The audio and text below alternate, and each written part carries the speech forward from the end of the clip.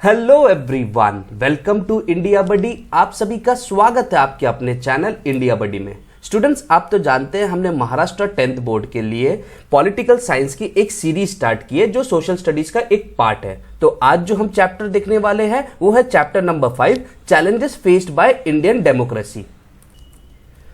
इस चैप्टर में हम क्या क्या देखेंगे? हम देखेंगे कि इंडिया की जो डेमोक्रेसी है उसमें क्या क्या जो चैलेंजेस है, जिसमें प्रॉब्लम आ रही है।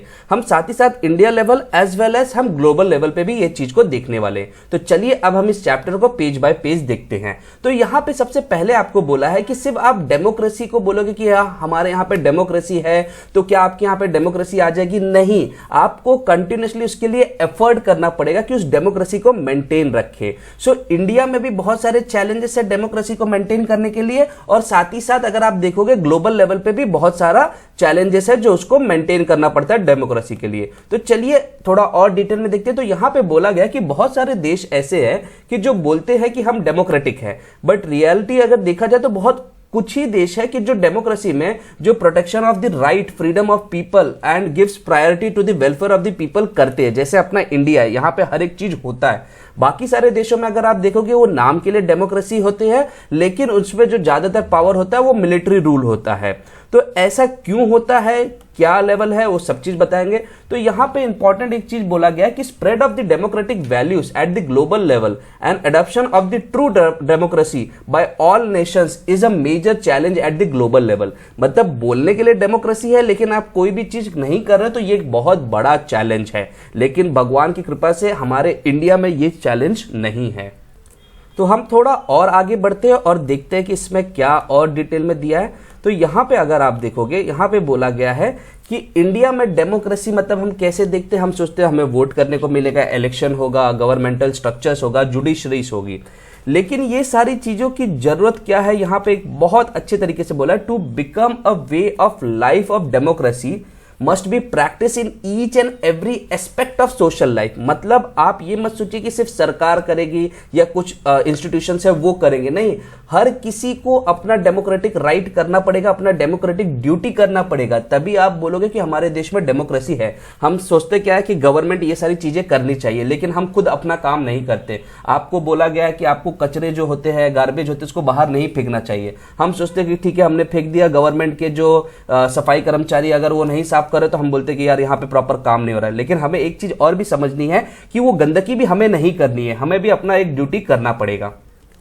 तो अब हम आगे जाके देखते हैं कि इसमें और क्या है। थोड़ा हम ऊपर की पार्ट्स में भी जाके देख लेते हैं। तो यहां पे एक बहुत अच्छी बात बोली है, यहां पे मैं आपको बताता हूं। यहां पे बोला गया कि हमें डेमोक्रेसी और हम इसको चैलेंजेस को क्यों ओवरकम करना चाहते हैं, क्योंकि हम इंक्लूसिव नेचर में होना चाहते हैं। इंक्लूसिव का मतलब होता है कि सबको लेके साथ में, मतलब अगर डेवलपमेंट हो तो किसी एक पर्टिकुलर रिलीजन का ना हो या किसी एक पर्टिकुलर सोसाइटी के पार्ट का ना हो, सबका हो। तो इंक्लूसिव चाहिए, इसीलिए हम डेमोक्रेसी को हमने अडॉप्ट किया और उसके जो चैलेंजेस है उसको हम ओवरकम करना चाहते हैं, ताकि हर एक सिटीजन जो हो उसको पूरी उसकी राइट मिले, उसको फ्रीडम मिले, इक्वालिटी मिले।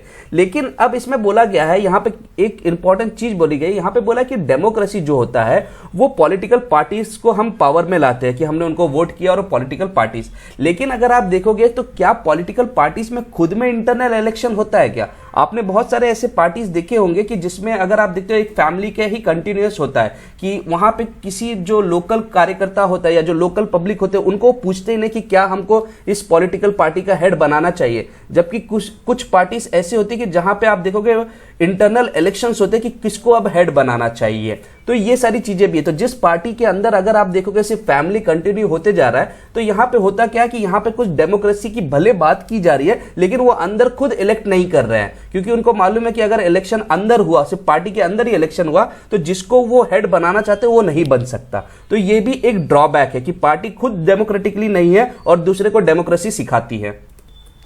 अब हम आगे बढ़ते हैं, यहां पे हम थोड़ा और डिटेल्स में देखते हैं। यहां पे बोला गया है कि जो डेमोक्रेसी है उसका एक्चुअल यूज क्या है। हम freedom, equality, fraternity and justice, यहां पे देखो आपको ये टर्म्स मेंशन किए, इंपॉर्टेंट टर्म्स है।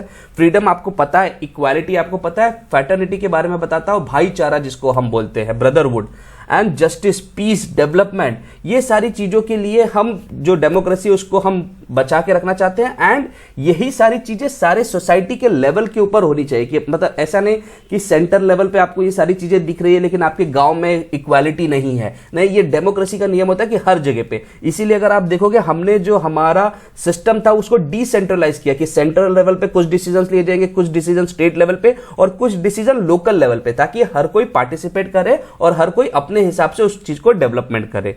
तो अब यहां पे क्वेश्चन अराइज होता है कि चैलेंजेस क्या है जो इंडिया में डेमोक्रेसी के लिए, what challenges before Indian democracy. तो इसके बारे में भी अभी हम देखने वाले चैलेंजेस। तो यहां पे सबसे पहला चैलेंजेस है कम्युनलिज्म एंड टेररिज्म। तो इंडिया में प्रॉब्लम क्या है कि रिलीजन की कॉन्फ्लिक्ट बहुत होती है जिसके कारण टेररिज्म भी बहुत आता है, ये तो आपको पता होगा। तो ये एक प्रॉब्लम है क्योंकि बहुत सारे रिलीजन्स ऐसे होते हैं कि जहां पे आपस में कॉन्फ्लिक्ट होता है, फिर एक रिलीजन को लगता है हमको जस्टिस नहीं मिला और फिर उसके बाद वो टेररिस्ट एक्टिविटीज की तरफ जाते हैं एंड फिर आपको ये सारी चीजें पता है। तो एक प्रॉब्लम ये है।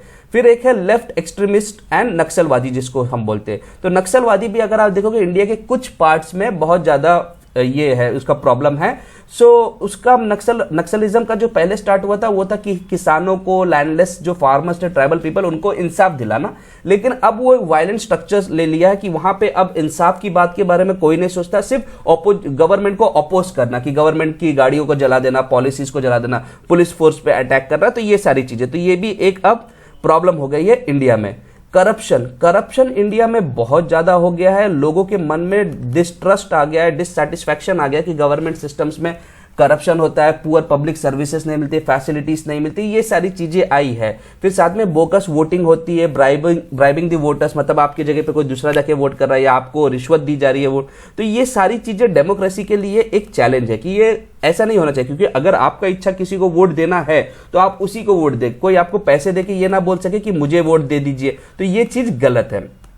फिर नेक्स्ट है क्रिमिनलाइजेशन ऑफ पॉलिटिक्स, कि पॉलिटिक्स में आजकल बहुत ज्यादा लोग क्रिमिनल लोग आ गए। अब क्रिमिनल लोग पॉलिटिक्स में कैसे आ गए? क्योंकि उनको जो वोट देने वाले हैं, मतलब वोट एंड सिलेक्शन, जो political parties as well as local, दोनों का बहुत ज्यादा इंपॉर्टेंट फैक्टर होता है कि अगर पॉलिटिकल पार्टी को मालूम है कि सामने वाला पर्सन के ऊपर क्रिमिनल चार्जेस है तो फिर उसको आप अपने पार्टी में इलेक्शन के लिए क्यों खड़ा कर रहे हैं। साथ ही साथ लोगों को भी समझना पड़ेगा कि अगर कोई आदमी क्रिमिनल है तो वो आपका भला कैसे कर सकता है, लेकिन फिर भी लोग उसको वोट देते हैं डर से, या कभी कभी लोगों को लगता है मेरा काम होगा। तो ये सारी चीजें जो चैलेंज है ये ऐसी नहीं होनी चाहिए। तो क्रिमिनल बैकग्राउंड आपको देखना पड़ेगा, फिर आपको बहुत सारी चीजें देखनी पड़ेगी कि जिसके कारण ये सारे प्रॉब्लम ना हो। फिर सोशल चैलेंजेस भी बहुत है डेमोक्रेसी में। क्या है? अनएम्प्लॉयमेंट है, अनइक्वल डिस्ट्रीब्यूशन ऑफ रिसोर्स है, increasing the gap between rich and poor है, कास्ट बेस्ड इश्यूज है, ये सारी चीजों को सॉल्व करना है। तो मतलब अगर आप देखोगे तो इंडिया में टेररिज्म है, नक्सलिज्म है, फिर करप्शन है, फिर क्रिमिनलाइजेशन ऑफ पॉलिटिक्स है एंड सोशल चैलेंजेस है। तो ये मेन 5 चैलेंजेस है जो इंडिया में अगर आप देखोगे डेमोक्रेसी को खतरा है। अगर इसमें से कोई भी चीज बढ़ती गई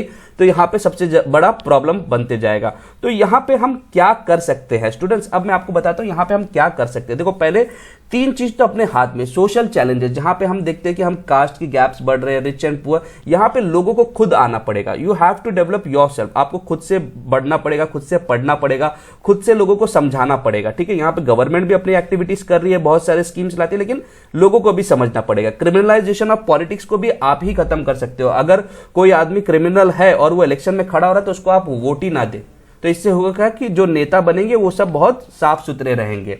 नेक्स्ट है करप्शन को भी आप अवॉइड कर सकते हैं कि कोई भी अगर आपसे पैसे मांग रहा है आप उसको पैसे दो मत। मतलब ये 3 चीज तो आपके हाथ में है। बच्चों, ये जो टेररिज्म है या नक्सलिज्म है इसको हमारे government and security forces handle कर सकते हैं। तो अब हम देखते हैं कि इन सभी चीजों को कैसे हैंडल किया जाए। What steps should be taken to make the democracy successfully.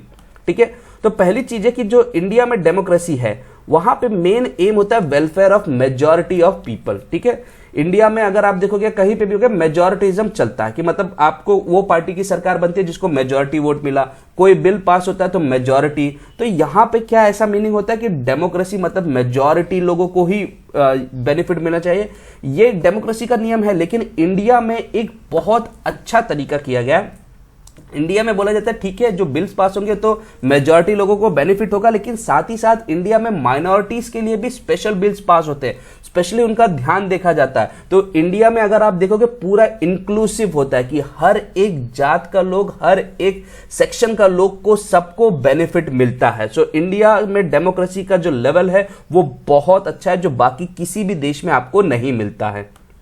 Next अगर आप देखोगे इंडिया में जुडिशरी सिस्टम जो है वो काफी ज्यादा अच्छी है, वो पॉलिटिकल एंड प्रोसेस को सबको बहुत ज्यादा ध्यान देती है, ट्रांसपेरेंसी लाके रखती है। तो ये सारी चीजें बहुत ज्यादा यूजफुल है कि जुडिशरी अपना काम बहुत अच्छा करे, कि अगर कोई चीज गवर्नमेंट गलत करता है तो जुडिशरी उसको, कोर्ट उसको रोकता है। तो ये सारी चीजें आपको देखते हो कि ये डेमोक्रेसी को इंक्रीज कर रही है, उसकी पावर को।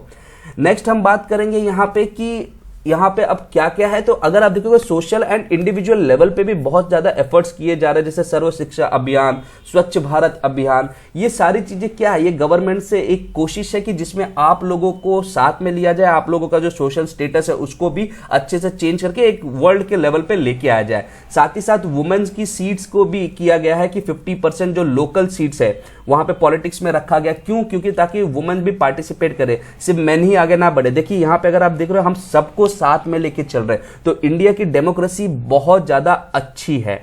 तो अगर हम और भी कुछ पॉइंट्स देखें कि क्या पॉइंट्स है, तो यहां पे बोला गया है कि अगर आपको इंडिया की डेमोक्रेसी को सक्सेसफुल करना है तो हमको लोगों को भी पार्टिसिपेट करवाना पड़ेगा। People participation is important. हम क्या सोचते हैं, हमने वोट दिया या वोट नहीं दिया उसके बाद फिर हम सोचते हैं जो भी काम करेगा गवर्नमेंट करेगा। नहीं, गवर्नमेंट की अपनी ड्यूटी है, बट आपकी भी कुछ फंडामेंटल ड्यूटीज है, आपको भी वो काम करना पड़ेगा। हम अपना काम करते नहीं, लेकिन हम गवर्नमेंट को ब्लेम करते कि ये चीजें नहीं हुई, तो वो चीजें भी आपको समझनी है। तो यहां पे एकदम एंड में जो स्टेटमेंट है वो सबसे ज्यादा इंपॉर्टेंट है। For the success of the democracy everyone should keep in mind that we are responsible citizen of the nation.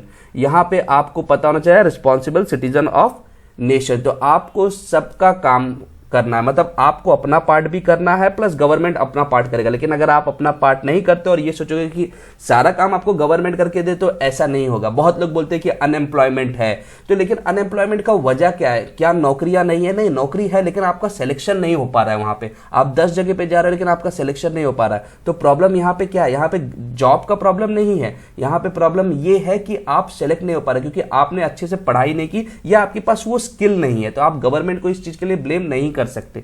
तो स्टूडेंट्स ये पूरा चीजें थे कि क्या क्या चैलेंजेस है, मैं पूरा समराइज कर देता हूं। तो चैलेंजेस क्या है इंडिया में? टेररिज्म है, नक्सलिज्म है, करप्शन है, फिर क्रिमिनलाइजेशन ऑफ पॉलिटिक्स है, एंड सोशल लेवल पे भी इश्यूज है। लेकिन इनको कैसे हम ओवरकम कर सकते हैं?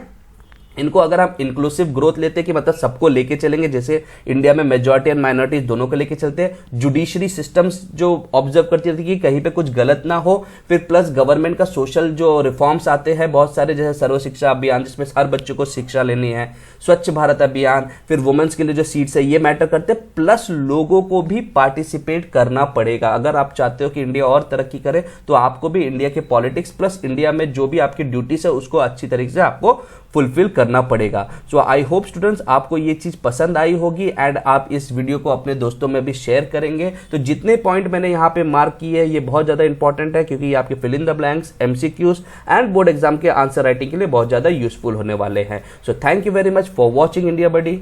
जय हिंद।